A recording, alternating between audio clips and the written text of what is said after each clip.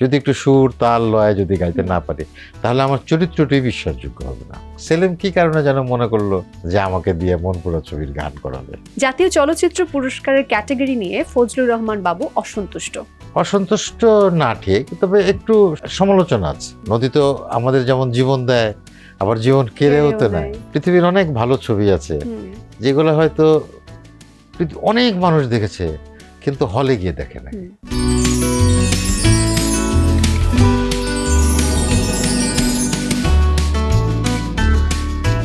স্বাগত সবাইকে Meril milk soap bar presence cafe লাইভে, প্রথম আলোর ডিজিটাল প্ল্যাটফর্মে সবাই সরাসরি দেখতে পাচ্ছেন আমাদেরকে এই মুহূর্তে। আমি নীলুর জান আছি আজকের সন্ধ্যায়, আর আমরা খুবই সম্মানিত এবং আমি খুবই আনন্দিত কারণ আজকে আমার সঙ্গে অতিথি হিসেবে উপস্থিত হয়েছেন আমাদের সবার ভীষণ ভীষণ পছন্দের, বলতে পারি he is a legend, a living legend that we have, খ্যাতিমান অভিনেতা ফজলুর রহমান বাবু। আসসালামু আলাইকুম, কেমন আছেন? জি ভালো আছি। স্বাগত আমাদের মেরিল ক্যাফে লাইভে। আপনি একটু অসুস্থ ছিলেন আমরা জানি, কিন্তু এখন আসলেই কেমন আছেন? এখন ভালো আছি, তবে অনেক বড় একটা অপারেশন হয়েছে তো একটু সাবধানে চলাফেরা করতে হবে। হ্যাঁ, যেহেতু হার্ট আমাদের আসলে খুবই গুরুত্বপূর্ণ, খেয়াল রাখতে হবে। আর যেহেতু একটা অপারেশন হয়েছে, তো এখন একটু প্রেশারটা কম নিতে হবে। কিন্তু আমরা জানি একজন অভিনেতার জীবন মানে খুবই প্রেশার নিতে হয়, সেটা যখন অভিনয় চলাকালীন শারীরিক চাপ নিতে হয়, মানসিক চাপ তো আছে, অনেক স্ট্রেস থাকে। এবং আপনি যে ধরনের ক্যারেক্টার প্লে করেন সেটার জন্য আমি আসলে জানি না কতটা চাপ আপনি নিয়ে থাকেন। সবশেষ মাস্তুলের কথা দিয়েই শুরু করতে চাই, কারণ মাস্তুল এই মুহূর্তে সিনেমা হলে চলছে যেখানে আপনি আছেন। সো মাস্তুল নিয়ে বলুন, আপনার আসলে কেমন লাগছে বা সিনেমা হল থেকে কেমন সাড়া পাচ্ছেন? মাস্তুল সম্পর্কে বলতে গেলে, মাস্তুলের মানে এই চলচ্চিত্রের পরিচালকের কথা বলতে হয় নুরুজ্জামান, মোহাম্মদ নুরুজ্জামান। উনি আসলে একজন স্বাধীন চলচ্চিত্রকার, এবং স্বাধীন চলচ্চিত্রকাররা কিন্তু যে আমাদের যে ফর্মুলার যে ছবি থাকে বা কিভাবে একটা ছবি করলে কিভাবে অনেক বেশি দর্শক দেখবে, কিভাবে বাণিজ্যিকভাবে সফল হবে, এই বিষয়টা ওনারা ভাবেন না। ওনারা আসলে ভাবেন যে কিভাবে আমি গল্পটি বলবো, কি উপায়ে গল্পটি, যে গল্পটি আমি বলতে চাই সেটাই বলবেন। উনি অন্য কোনো কিছু মাথায় রাখেন না। এটাই স্বাধীন চলচ্চিত্রকারদের বৈশিষ্ট্য। তো উনি সেভাবেই চলচ্চিত্রটি করেছেন। এবং আমি যেহেতু অভিনয় করেছি, আবার আমি দর্শক, তা আমি যদি দর্শকের জায়গা থেকে বলি, এই ছবিটি আসলে মাস্তুল, এইটা জল এবং জীবনের গল্প এটা বলা হচ্ছে। যে এর কারণ হচ্ছে যে এটা একটা জাহাজ, যেটা লাইটার জাহাজ, নদীতে চলে, একটা অয়েল ট্যাঙ্কার। হ্যাঁ, তো সেরকম একটি জাহাজের কিছু মানুষের গল্প। এবং আপনার চরিত্রটা সম্পর্কে? আমার চরিত্র হচ্ছে ওই জাহাজে আমি একজন বাবুর্চি, মানে ওই জাহাজে যারা কাজকর্ম করে তাদের বাজার সদাই করি, রান্না বান্না করি, এবং বলা যায় যে বয়োজ্যেষ্ঠ একজন মানুষ। বেশিরভাগ মানুষই তাকে পছন্দ করে, আবার দু একজন আছে যারা তাকে সবসময় ধমকের উপর রাখে। যেমন ওই যে আমাদের হয় না, এটা উপরের পোস্টে যারা থাকে তারা এক ধরনের কর্তৃত্ব পরায়ণ হয়, তো সেই জায়গা থেকে। আর এই মানুষটি এর মধ্যে একটা মাদারলি ব্যাপার আছে আর কি, সবাইকে আগলে রাখে, সবার মঙ্গল কামনা করে আর কি। এবং আপনি ছবিটি দেখলে বুঝতে পারবেন যে এই ছবিটি শুরুই হয় যে মকবুল ওই নদীর মধ্যে পয়সা ফেলছে, একটা একটা করে নাম বলছে, মাস্টার, সুকানি, লস্কর। এটা হচ্ছে আমাদের একটা কালচারের পার্ট। যে একটা সময় ছিল যখন নদীতে এপার থেকে ওপার যেত। নদী তো আমাদের যেমন জীবন দেয়, আবার জীবন কেড়েও তো নেয়। তো নদী নিয়ে অনেক ভয় আছে, কিন্তু বড় বড় নদী পার হওয়ার সময় পীর মুর্শিদের নাম নেয়। হ্যাঁ, পীর মুর্শিদের নাম নেয়, নদীর মধ্যে পয়সা দেয়, হ্যাঁ, যেন নিরাপদ থাকে আর কি। তো সেই জায়গা থেকে আমরা দেখি, এবং একই সঙ্গে এই ছবিটি একটি মানবিক গল্প। এবং আমি একটু ডিরেক্টরের প্রশংসাই করি, নিজেদের প্রশংসা করার জন্য বলছি না, যে এই ছবিটি আসলে একটা পড়ার মতো ছবি। আচ্ছা, মানে যারা চলচ্চিত্রের চিত্রনাট্য কে করেছেন? উনি নিজেই করেছেন এই চলচ্চিত্রের, হ্যাঁ, গল্প ভাবনাও তার। এবং এই চলচ্চিত্রটি যারা চলচ্চিত্র নিয়ে পড়াশোনা করেন তাদের জন্য এটি একটি পাঠ্য বই হতে পারে। তার মানে আপনি আসলেই পছন্দ করেছেন, শুধুমাত্র একজন অভিনেতা হিসেবে নয়, একজন দর্শক হিসেবেও কিংবা একজন সমালোচক হিসেবেও মনে হয় আপনি খুব পছন্দ করেছেন। মাস্তুল তো চলছে, আমি আসলে এখনো দেখিনি, যারা দেখেননি এখনো, সিনেমা হল এখনো চলছে, সো অবশ্যই দেখে ফেলুন, এত ভালো একটি চলচ্চিত্র। এই তো মাস্তুলে আপনার একটা চরিত্র নিয়ে শুনছিলাম, আপনার অসংখ্য চরিত্র আছে, আসলে গুণে শেষ করা যাবে না। আমি জানি না আপনার নিজেরও খেয়াল আছে কিনা আপনি কত চরিত্র করেছেন এক জীবনে। আমরা সেই ব্যাপারগুলো নিয়ে একটু ছোট্ট করে জানতে চাইবো নিশ্চয়ই, তবে তার আগে আমাদের অনুষ্ঠানের একটা ফরম্যাটেড সেগমেন্ট আছে, একটু ফান। আপনার সঙ্গে একটু সেই খেলা খেলতে চাই। খেলা ঠিক নয়, আমি প্রথমে গুগলে আপনার সম্পর্কে মানুষ কি জানতে চায় সেটি আপনার কাছে একটু দিয়ে দিতে চাই। এখানে গুগলে আপনার সম্পর্কে কি সার্চ করে আপনার নাম দিয়ে সেই প্রশ্ন বা সেই লেখাগুলো আছে, আজকে আপনি সরাসরি সেই উত্তরগুলো দিয়ে দিতে পারেন। ফজলুর রহমান বাবুর নতুন চলচ্চিত্র, সেটা নিয়ে আমরা শুনছিলাম। মাস্তুল গান আপনার বলতে হবে, কিন্তু মানে গুগল অ্যানসার দেয় তো দেয়, আপনার অ্যানসারটা দিতে হবে। কিভাবে অ্যানসারটা দিব? যে গান কথা লেখা আছে, গান নিয়ে আপনি গান নিয়ে একটু বলবো। গানটা আসলে আমি কণ্ঠশিল্পী হওয়ার জন্য যে গান শিখেছি বিষয়টা একেবারেই সেরকম না। আমি আসলে অভিনেতা হওয়ার জন্য গান শিখেছি। আচ্ছা, হ্যাঁ, এটা একটা নতুন ধরনের শোনা যেতে পারে। সেটা হচ্ছে যে আমি তো মূলত একজন থিয়েটারের অভিনেতা। আমার শুরু হয়েছে থিয়েটার দিয়ে, দীর্ঘদিন আমি থিয়েটার করেছি, এবং থিয়েটারে কিন্তু আমাদের প্রচুর গানের ব্যবহার আছে। তা অন স্টেজে অনেক সময় আমাদের গান করতে হয়। চলচ্চিত্রে যেমন প্লেব্যাক করে লিপসিং করলে চলে, কিন্তু স্টেজে ধরেন যে আমি একটি কীর্তনিয়ার চরিত্রে অভিনয় করছি বা আমি একটা বাউলের চরিত্রে অভিনয় করছি, তখন কিন্তু আমাকে অন স্টেজ সেই হয়তো 2-1 লাইন গান বা যতটুকু প্রয়োজন আছে ওইখানে স্ক্রিপ্ট অনুযায়ী তো সেই গানটি করতে হয়। তো সেইটা যদি আমি প্রপারলি গাইতে না পারি, ওইটুকুন যদি একটু সুর তাল লয় যদি গাইতে না পারি, তাহলে আমার চরিত্রটাই বিশ্বাসযোগ্য হবে না। যেমন আমি কীর্তনিয়া, আমার হয়তো একটি কীর্তনের একটা টান আছে কোনো একটা জায়গায়, সেটা যদি আমি ঠিক মতো না দিতে পারি, যে দর্শক টিকিট কেটে এসছেন মহিলা সমিতিতে বা শিল্পকলায় নাটক দিতে, মানে আপনার চরিত্রটিকে বিশ্বাসযোগ্য করার জন্য আপনি গান শিখেছেন। এটা হচ্ছে প্রথম কথা। দ্বিতীয় কথা হচ্ছে যে আমরা যে অভিনয় করি, আমাদের অভিনয় তো গলার ব্যবহার আছে, তাই না? আমরা সংলাপ বলি, কখনো উচ্চ গ্রামে বলি, কখনো নিচে খাদে বলি, কখনো মাঝামাঝি বলি। তো এই যে গলাটা যদি প্র্যাকটিস করা থাকে, গলাটা যদি চর্চিত গলা হয়, তাহলে আমাদের মডুলেশনে অনেক সহজ হয়। সংলাপ প্রক্ষেপণে যে আমরা অনেক মডুলেশন দেই, হ্যাঁ, কখনো উঁচুতে যাই, কখনো নিচুতে যাই, কখনো খুব খাদে যাই, সেইটা যদি গলাটা চর্চিত গলা থাকে, ধরেন যে আমি খুব ব্যথিত হয়েছি, আমি খুব কষ্ট পেয়েছি, আমার গলাটা চোকড করেছে, হয় না, গলা চোকড করে যায় না খুব কষ্ট পেলে, তো সেটা তো আমাদেরকে টেকনিক্যালি এটা তো শিখতে হয়, চর্চা করতে হয়। তো সেই কারণেই আসলে গলার চর্চাটা করা। আর সেই জায়গা থেকে গান করতে করতে গিয়াসউদ্দিন সেলিম আমার পরিচালক, মনপুরার পরিচালক, খুব কাছের মানুষ আমাদের। তো সেলিম কি কারণে যেন মনে করলো যে আমাকে দিয়ে মনপুরা ছবির গান করাবে। তো সেই গান যে আমার স্বপ্নেরও অতীত ছিল যে এই গান যে মানুষ এত শুনবে, 2টো গান করেছিলাম ওখানে, এবং এত শুনবে, এত পছন্দ করবে।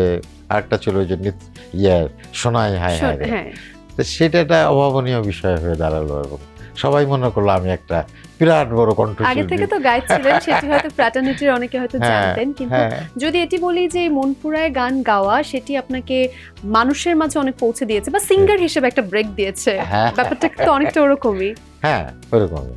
তা আমি বিষয়টা অনেক এনজয় করি, কিন্তু আমি নিজেকে কখনো কণ্ঠশিল্পী মনে করি না। উত্তরটা তো প্রথমেই দিয়েছেন, গান গাইতে শিখেছেন অভিনয় করার জন্য, তার মানে অভিনয়টা সবার আগে থাকছে। বাকিগুলোর অ্যানসার দেবেন না? এরপরে আছে যে অজ্ঞাতনামা।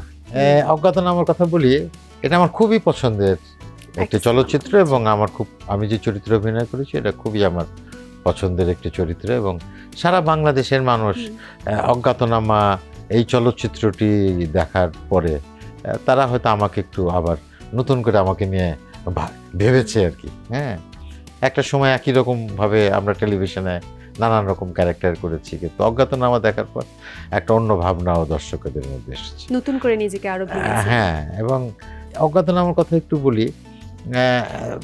আমাকে একদিন তৌকির, এই ছবির পরিচালক এবং চিত্রনাট্যকার, তা উনি আমাকে এই অজ্ঞাতনামা এই গল্পটি বললেন।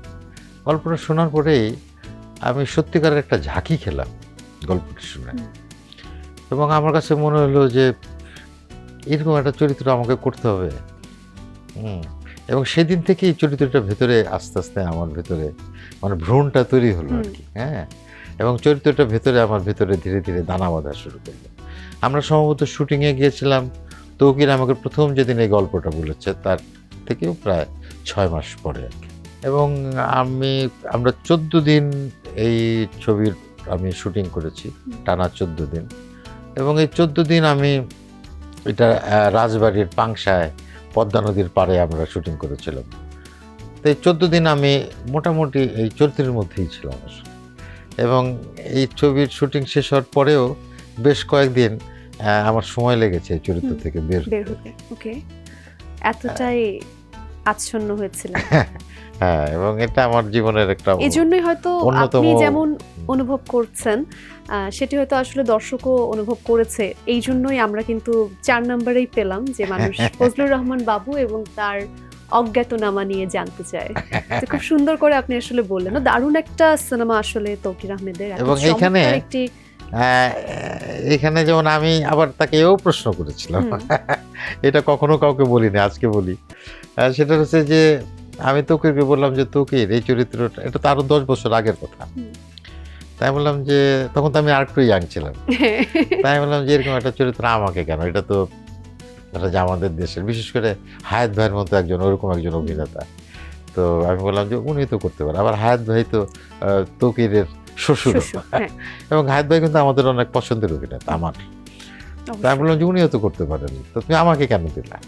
তো বললো যে আমি ভেবেছি এই বিষয়টাও, তো এখানে আরো 2-1টা ক্যারেক্টার ছিল যেটা আমার করার মতো।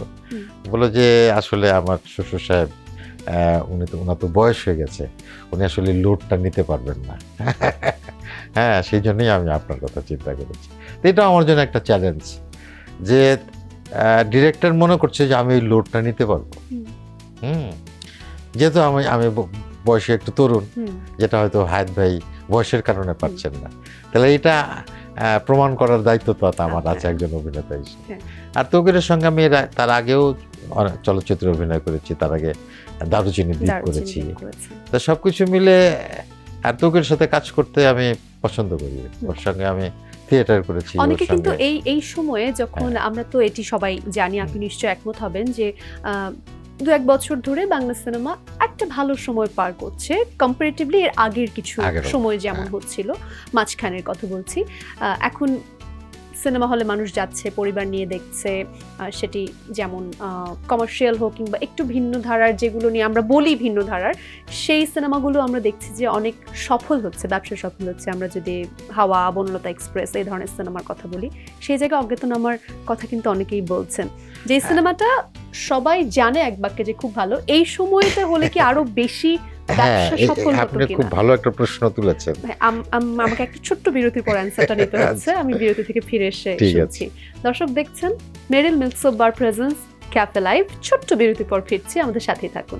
মেরিল মিল্ক সোপ বার এর মিল্ক লোশন প্রতিবার গোসলের পর আমার ত্বক রাখে নরম ও মসৃণ। Welcome back everyone to Meril milk soap bar presence cafe live. আমাদের সঙ্গে আজকে আছেন খ্যাতিমান অভিনয় শিল্পী, আমাদের ভীষণ পছন্দের ফজলুর রহমান বাবু, এবং এই কিংবদন্তির মুখে শুনছিলাম তার যে চরিত্রগুলো তিনি করেছেন সেগুলো নিয়ে, এবং আমরা কথা বলছিলাম অজ্ঞাতনামা নিয়ে, ওয়ান অফ ইউর ফাইনেস্ট এবং আপনারও নিজের পছন্দের একটি কাজ। তো অজ্ঞাতনামা এটা 16 সালে মুক্তি পেয়েছিল, এবং এটা পুরোপুরি 1 সপ্তাহ সিনেপ্লেক্সে চলে নাই। ওইটাই বলছিলাম যে এই সময় হলে কি আসলে চলেনি এই ছবিটা। কিন্তু আবার যদি বলি যে আমার ধারণা যে ইউটিউবে বা এই যে আইস্ক্রিন চ্যানেলের যে একটা ওটিটি প্ল্যাটফর্ম, আমার মনে হয় যে এই ইউটিউব এবং আইস্ক্রিনের বাংলাদেশের সবচেয়ে বেশি দর্শক অজ্ঞাতনামা দেখে। সেটাই বলছি যে এবং অজ্ঞাতনামা দেখে নাই, যারা একটু একটু চলচ্চিত্র দেখে তারা দেখে নাই এমন লোকের সংখ্যা এমন লোক আমি পাইনি। আবার এটাও ঠিক, সম্ভবত টেলিভিশনে দেখেছিলাম, আবার এটাও ঠিক যে কেউ কিন্তু সিনেমা হলে গিয়ে দেখে। হ্যাঁ, তো এইটা যখন তৌকির আমি একদিন আমরা জাহাঙ্গীরনগর বিশ্ববিদ্যালয়ে যাচ্ছিলাম, ফিল্ম ডিপার্টমেন্টের একটা অজ্ঞাতনামার এই ইয়েতে। তো আমরা একটু হতাশ হলাম যে এত ভালো একটা ছবি করলাম, সবাই খুব মানুষ প্রশংসা টাকা করছে, দিয়ে টিকিট কেটে দেখলো না। কিন্তু কেউ টিকিট কেটে দেখছে না। তা আমরাই আবার নিজেরা সান্ত্বনা দিলাম যে আসলে পৃথিবীর অনেক ভালো ছবি আছে হুম, যেগুলো হয়তো অনেক মানুষ দেখেছে কিন্তু হলে গিয়ে দেখে না। হুম। এরকম আছে, এমন এরকম অনেক আছে। উদাহরণ হিসেবে বলা যেতে পারে, ধরেন যে পথের পাঁচালী, এত বিখ্যাত একটি ছবি, হ্যাঁ, মানে বলা যায় যে পথের সারা পাঁচালী কি বিশ্বে সিনেমা হলে মানুষ দেখেনি? খুব কম। আচ্ছা, ওকে। হ্যাঁ, তো এইটা আমাদের জন্য ছিল যে হয়তো এই ছবিটি হলে গিয়ে মানুষ না দেখলেও এটা হয়তো অন্য, কিন্তু এই ছবিটার নাম মানুষ জানে, সবাই জানে এবং জানে যে এটা এবং খুব দেখেছেও। চমৎকার চলচ্চিত্র এবং দেখেছে, দেখেছেও। খুঁজে দেখেছে, হ্যাঁ। এখনো দেখছে হ্যাঁ, মানুষ। এখনো দেখছি। যেমন বলছিলাম যে এই সমসাময়িক যেখানে অন্য অনেক সিনেমা ভালো করছে, ব্যবসা সফল হচ্ছে, তার মাঝখানে এই সিনেমার কথা কিন্তু এবং মানুষ আপনাকে বলছে। আরেকটা কথা বলি অজ্ঞাতনামা নিয়ে, সেটা হচ্ছে এটা কিন্তু খুবই অল্প বাজেটের একটা ছবি। হুম, একটা সিনেমা করতে যে পরিমাণ টাকার দরকার হয় সেই তুলনায় অনেক কম ছিল, এবং আমাদের পরিচালক তৌকির আহমেদ অনেক কষ্ট করে কাটছাট করে, মানে অনেক জায়গায় কম্প্রোমাইজ করে টাইট বাজেট এবং খুবই কম দামি ক্যামেরা ব্যবহার করে, সাধারণ ক্যামেরা আসলে ব্যবহার এরকম করে, গল্পগুলো আমাদের হ্যাঁ, করিয়ে দেয়। এরকম একটা ছবি তৈরি জি। করেছেন। তা আমার কাছে মনে হতো যে এটা যদি আরো বেটার ক্যামেরা দিয়ে আরো বেটার বাজেট থাকতো, আমরা তো আরো ভালো করে You ছবিটা never know. করতে পারতাম। কিন্তু আবার সাথে সাথে এই কথাও বলি যে একটা ভালো কাজ করার জন্য আসলে ইচ্ছাটাই হচ্ছে একদমই তাই। সবচেয়ে আসল কথা। যেটি বলছিলাম যে এই ধরনের গল্পগুলো আমাদেরকে এটাই মনে করিয়ে দেয় যে হ্যাঁ। ভালো হতে হলে আসলে সবসময় অনেক দামি ইনস্ট্রুমেন্টই লাগবে এমন নয়। হ্যাঁ। এরকম অনেক আসলে অসংখ্য ইচ্ছাটাই উদাহরণ আছে, ইচ্ছা এবং সেটা শক্তিটাই হলো ওয়ার্ল্ড আসল। ওয়াইডই আছে যে অনেক কম বাজেট নিয়েও আসলে অনেক শৈল্পিক এবং ভালো একটা কাজ আমরা দেখছি, জি। যেটা হয়তো অনেক বড় বাজেট নিয়ে হচ্ছে না। ওয়েল, আর একটা প্রশ্ন আছে গুগলের। সেটা হচ্ছে নিথুয়া পাথান। ইয়েস, আমরা মনে হয় বলছিলাম নিথিও পাথর। নিথুয়া পাথান নিয়ে তো আমরা বললাম, হুম। যেহেতু গানের প্রসঙ্গ হ্যাঁ। আসলো, এবং সেই প্রসঙ্গ শুনতে শুনতে কিন্তু আমরা আরো অনেক অনেক গল্প শুনছিলাম। অজ্ঞাতনামার ক্যারেক্টার নিয়ে বলছিলেন যে আপনার খুব পছন্দের, এটিকে বাদ রেখে আপনার করা যত চলচ্চিত্র বা থিয়েটার হোক কিংবা যত চরিত্র আপনি করেছেন, পছন্দের কয়েকটি চরিত্রের কথা যদি আমাদের বলেন। হ্যাঁ, যেমন ওই কাছাকাছি সময়ে আমি যদি আর একটা চরিত্রের কথা বলি, যেমন গিয়াসউদ্দিন সেলিমের স্বপ্নজাল, ওটা আমার, ওখানে আমি একটা নেগেটিভ ক্যারেক্টার করেছিলাম, একটা খল চরিত্র করেছিলাম, ওটাও আমার খুব পছন্দের একটা চরিত্র। আচ্ছা, এই যে আপনি সেটি খুবই ভালো, অতিশয় ভালো একজন লোক, ভালো বাবা বা যে কোনো কিছু, কিংবা একদম খল চরিত্র, খুবই বাজে একজন লোক, সব চরিত্রে এত সুন্দর মানিয়ে যান কি করে? How do you do that? এটা হচ্ছে যে আসলে তো অভিনেতা তো আমরা, আমাদের কাজই ওইটা যে আসলে আমি যেটা না এটি কি শিখে করা যায়? সেটাই আমাদের করতে হয় আর কি। হ্যাঁ, এটা তো অভিনয় তো একটা স্কিল আসলে, হুম। আমাদের তো শিখতেই হয়, কিছু নিয়ম কানুন তো আছে অভিনয়ের। আর তার চেয়ে সবচেয়ে বড় কথা যে একজন অভিনেতা তো শিল্পী আসলে, তার অবজারভেশন, তার দেখা, একটা চরিত্রকে ভেতর থেকে আবিষ্কার করা, তার আত্মাটাকে খুঁজে বের করা, এটা তো একটা অভিনেতার কাজ আর কি। এই কাজটি যে যত চমৎকারভাবে করতে, যে যত ডিটেইলে করতে পারেন, সেই চরিত্রগুলো তত বেশি বিশ্বাসযোগ্য হয়, মানুষের কাছে প্রিয় হয় সেই সবকিছুই চরিত্রগুলো। আসলে যে চর্চার বিষয়, তাহলে আমরা এটাও বলতে পারি যে অবশ্যই অভিনয়টাও চর্চার ভীষণ বিষয়। রকম চর্চার বিষয়। আপনি শুরুতেই অবশ্যই। বলছিলেন ভয়েস মডুলেশনের কথা, হ্যাঁ। যে বিভিন্ন এক্সপ্রেশন প্রপারলি ফুটিয়ে তোলার জন্য আসলে সেই কাজটা করতে হয়, যে আমি কান্নারত অবস্থায় কেমন হবে ভয়েস, হাসলে হ্যাঁ। কেমন হবে, রাগলে কেমন হবে।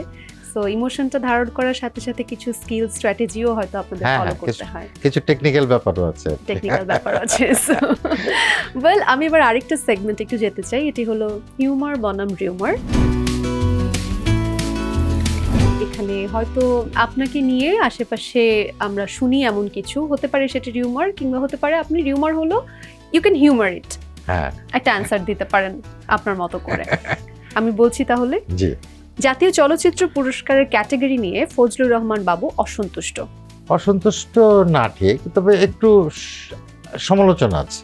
Okay, সেটা আপনি কিভাবে দেখেন? সেটা হচ্ছে যে যেমন ধরেন যে আমাদের এখানে অভিনেতাদের মধ্যে 4টা ক্যাটাগরি আছে।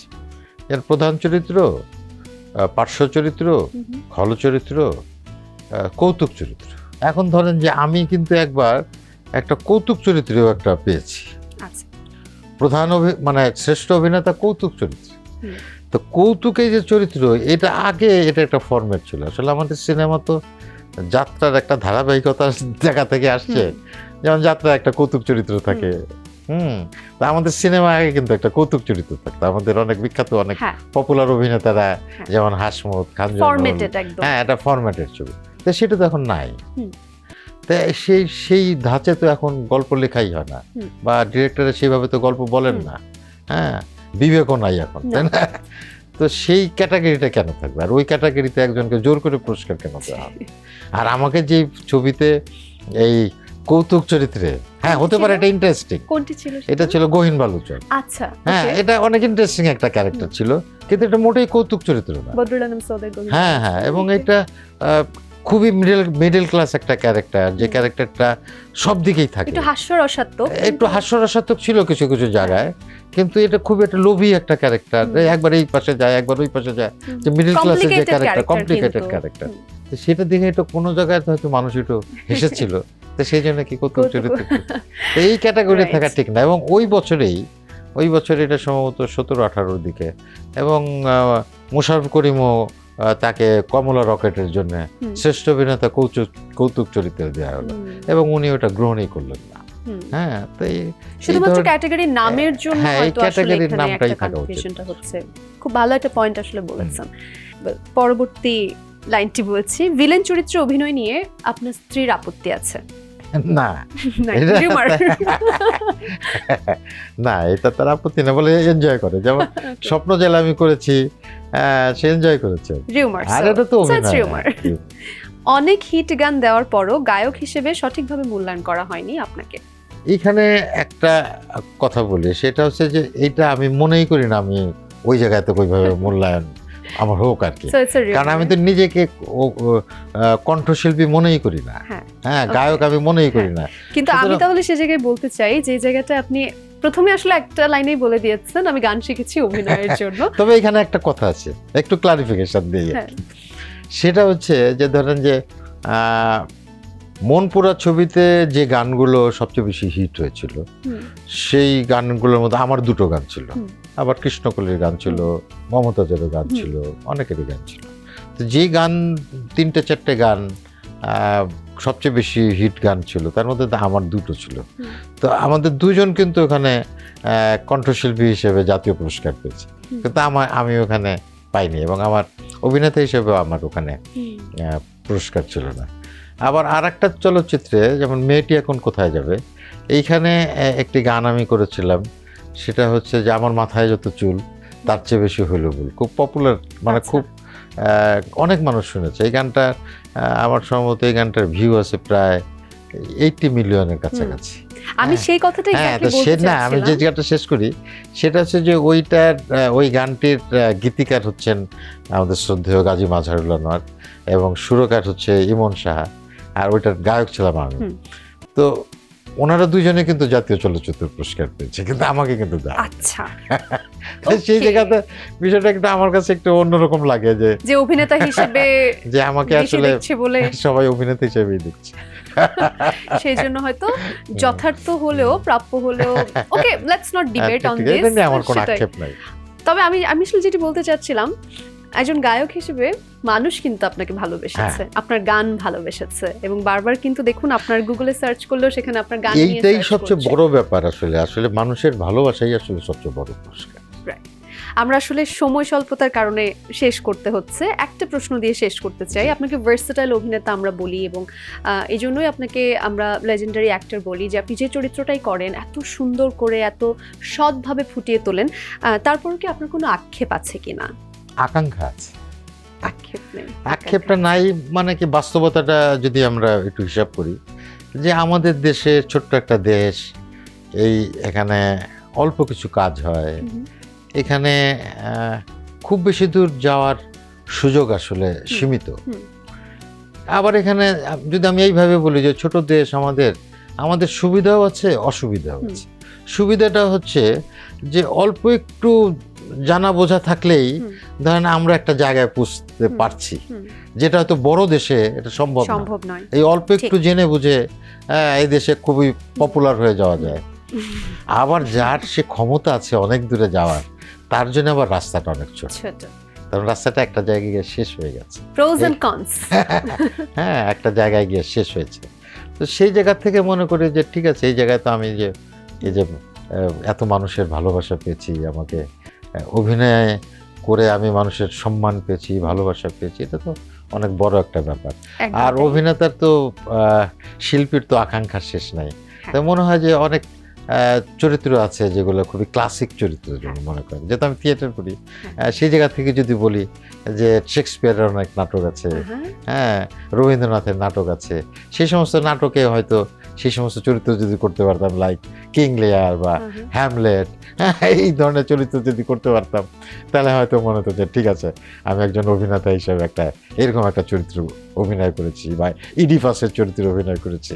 হ্যাঁ, তো সেই আকাঙ্ক্ষা তো থাকে। আমি বুঝতে পেরেছি আপনি আসলে কি বলতে চাইছেন, এবং শুনতেই ভালো লাগছে যে একজন অভিনেতার আকাঙ্ক্ষাটাই বেঁচে থাকুক আরো ভালো ভালো কাজ করার। আমরা নিশ্চয়ই আপনাকে আরো আরো চরিত্র দেখতে চাই, আপনার করা চরিত্র দেখে মুগ্ধ হতে চাই, যেভাবেও করা সম্ভব। অনেক ধন্যবাদ সময় দেওয়ার জন্য, আমাদের অনেক শুভকামনা থাকবে। জি, আপনাদের জন্য শুভকামনা থাকলো। Thank you. দর্শক যারা দেখছিলেন, thanks to you as well. আজকের মতো বিদায় নিতে হচ্ছে, আগামী দিন দেখা হবে অন্য অতিথিকে সঙ্গে নিয়ে। সেই পর্যন্ত ভালো থাকুন।